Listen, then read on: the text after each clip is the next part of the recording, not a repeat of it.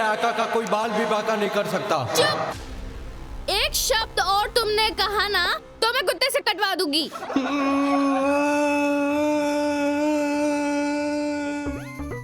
Your honour, कटघरे में खड़ा ये इंसान एक नंबर का झूठा, लुच्चा, लफंगा और दोगले किस्म का इंसान है। इसने झूठ बोल के इस जिन को अपना गुलाम बनाया है। इस जुल्म में इसे कड़ी से कड़ी सजा सुनाई जाए योर ऑनर। खबरदार!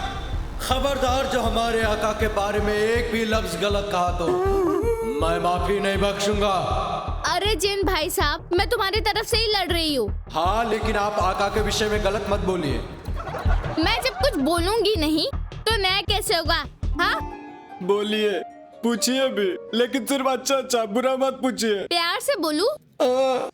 अच्छा।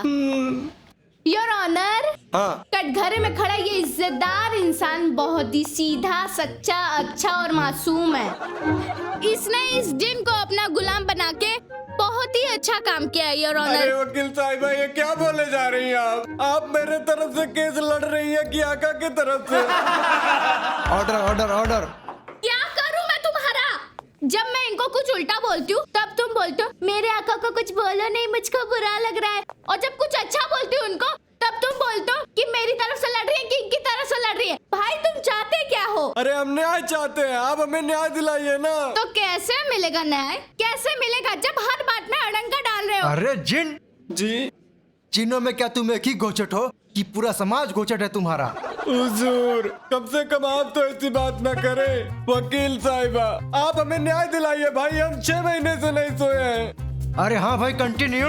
जी तो जिन जी, आप इनकी जाल में कैसे फंसे? अर्थात कि आपके आका ने आपको गुलाम कैसे बनाया? अच्छा, ये 6 महीने पुरानी बात है।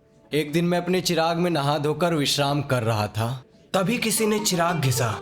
मुझे लगा कि ये मेरा वहम है। फिर तिबारा जब चिराग घिसा गया तो मैं समझ गया कि हो ना हो कोई आदम जात है जो चिराग घिस रहा है। जनाब, हाँ। मैंने भी ठान लिया था, चाहे कोई कितना भी चिराग घिसे, लेकिन मैं बाहर नहीं आऊंगा। तो तुम बाहर कैसे आए? अरे वकील साहिबा, फिर इन्होंने चिराग को आग से जलाया, गरम तेल में भी डाला, चिराग को नष्ट करने का भय भी प्रकट किया, तब भी मैं बाहर नहीं आया।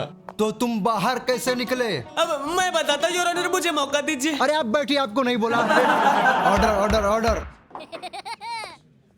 तुम बताओ। जनाब, फिर इन्होंने अपने आखिरी हथियार का उपयोग किया।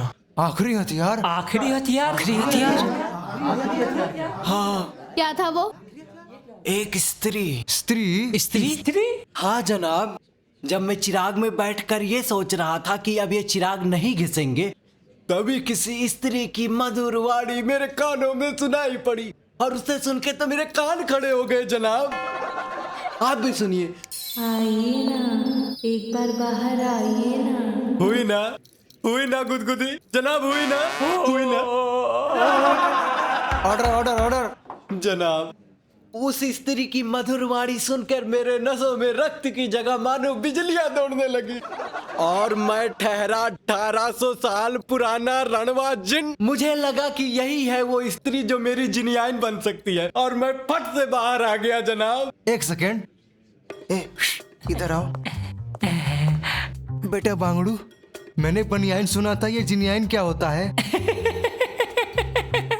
जनाब, जैसे मिश्रा के पत्नी मिश्राइन, हाँ। यादव की पत्नी अदवाइन, वैसे ही जीन के पत्नी जिनियाइन। यस। योर ऑनर, हाँ? अगर जीके के क्वेश्चंस हो गया हो तो मैं और सवाल करना चाहती हूँ उनसे। हाँ, इजाजत है। जी।